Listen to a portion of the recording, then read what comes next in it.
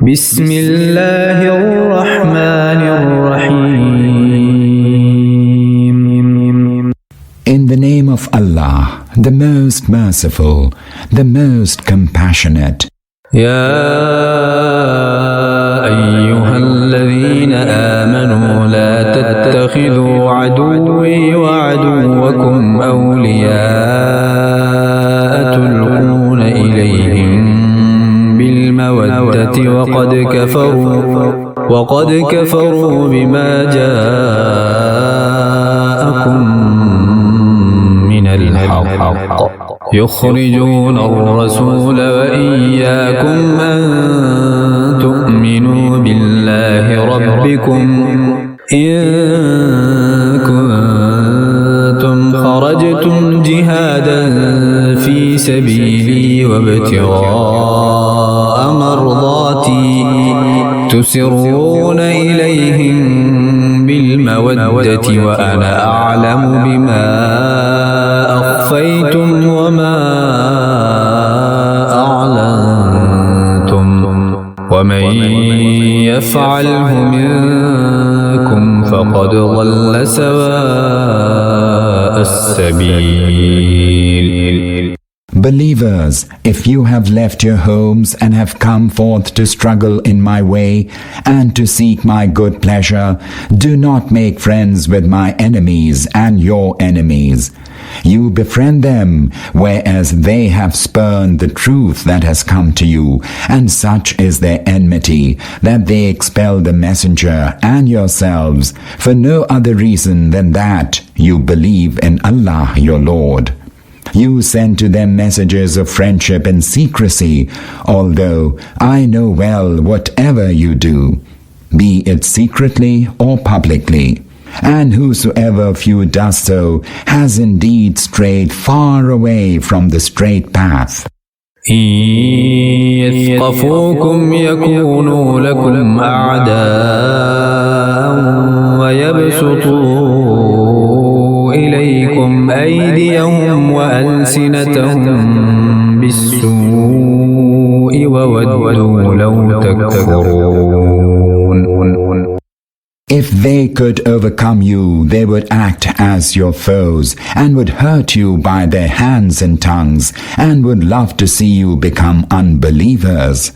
لن تنفعكم أرحامكم ولا أولادكم يوم القيامة يفصل بينكم والله بما تعملون بصير. On the day of resurrection, neither your blood kindred nor your own offspring will avail you. On that day, He will separate you. Allah sees all that you do. قد كانت لكم أسوة حسنة في إبراهيم والذين معه إذ قالوا لقومهم إنا براء منكم ومما تعبدون من دون الله كفرنا بكم وبدا بيننا وبينكم العداوة والبغضاء أبدا حتى تؤمنوا بالله وحده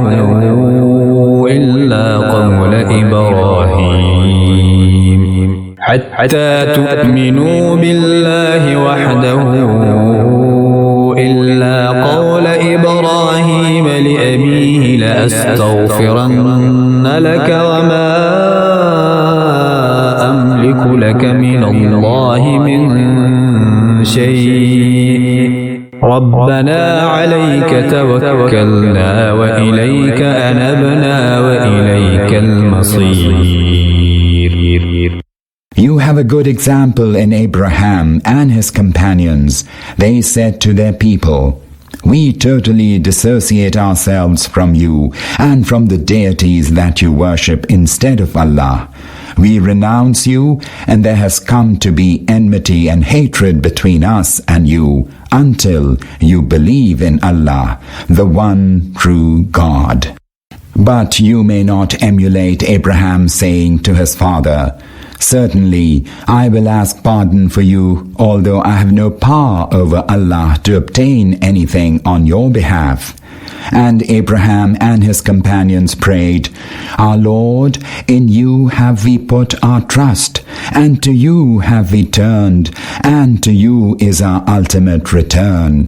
ربنا لا تجعلنا فتنة للذين كفروا واغفر لنا ربنا إنك أنت العزيز الحكيم. Our Lord, do not make us a test for the unbelievers, and forgive us, our Lord. Surely you are most mighty, most wise. لقد كان لكم فيهم أسوة حسنة لمن كان يرجو الله واليوم الآخر ومن يتول فإن الله هو الغني الحميد. Indeed, there's a good example for you in them, a good example for anyone who looks forward to Allah and the last day. As for him who turns away, Allah is all-sufficient, immensely praiseworthy.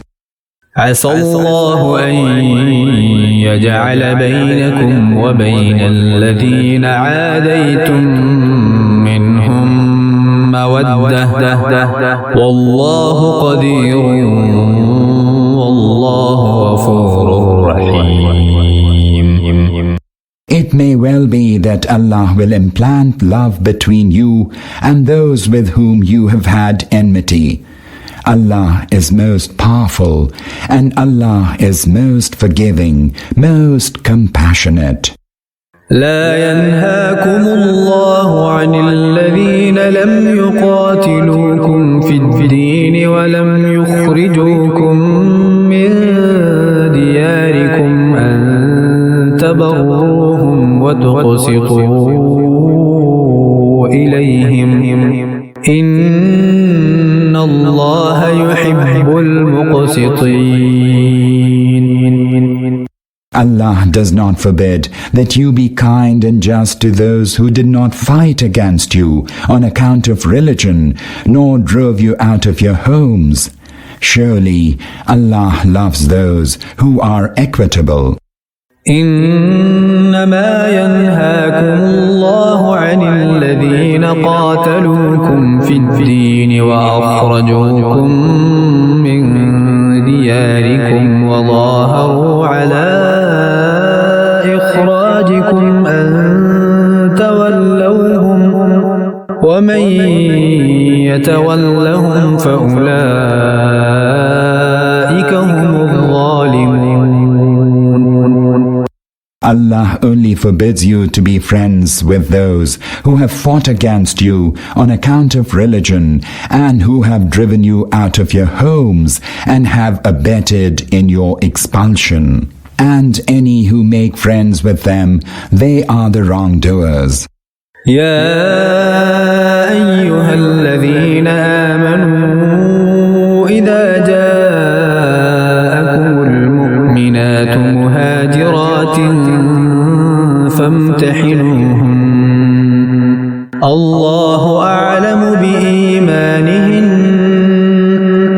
فإن علمتموهن مؤمنات فلا ترجعوهن إلى الكفار لا هن حل لهم ولا هم يحلون لهن وآتوهم ما أنفقوا ولا جناح عليكم أن تنكحوهن إذا آتيتموهن أجورهن ولا تمسكوا بعصم الكوافر واسألوا ما أنفقتم وليسألوا ما أنفقوا ذلكم حكم الله يحكم بينكم والله والله عليم حكيم. Believers, when believing women come to you as immigrants in the cause of faith, examine them.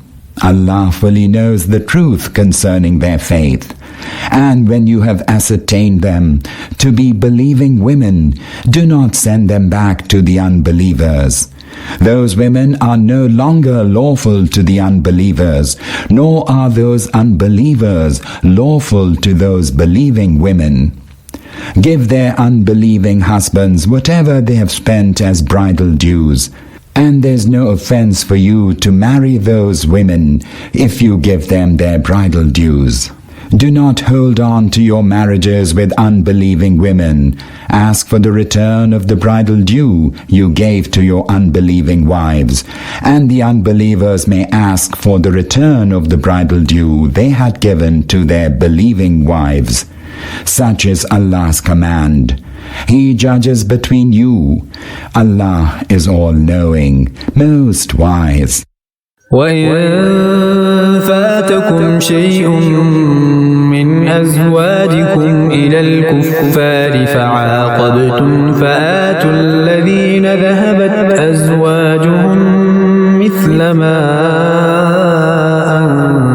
أنفقوا واتقوا الله الذي أنتم به مؤمنون. And if you fail to receive from the unbelievers a part of the bridal due of your disbelieving wives, and then your turn comes, pay to those who have been left on the other side an amount the like of the bridal due that they have paid. And have fear of Allah in whom you believe. يا أيها النبي إذا جاءك المؤمنات يبايعنك على ألا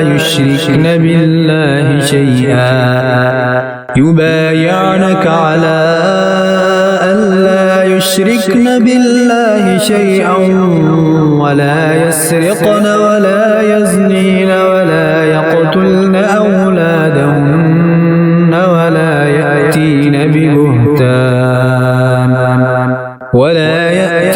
ببهتان يفترينه بين أيديهن وأرجلهن ولا يعصينك في معروف فبايعهن واستغفر لهن الله إن الله غفور رحيم. O Prophet, when believing women come to you and pledge to you that they will not associate aught with Allah in His divinity, that they will not steal, that they will not commit illicit sexual intercourse, that they will not kill their children, that they will not bring forth a calumny between their hands and feet, and that they will not disobey you in anything known to be good, then accept their allegiance and ask Allah to forgive them. Surely Allah is most forgiving, most compassionate. يا أيها الذين آمنوا لا تتولوا قوما غضب الله عليهم قد يئسوا من الآخرة كما يئس الكفار من أصحاب القبور. Believers, do not make friends with those against whom Allah is wrathful and who are despaired of the hereafter, as despaired as are the unbelievers lying in their graves.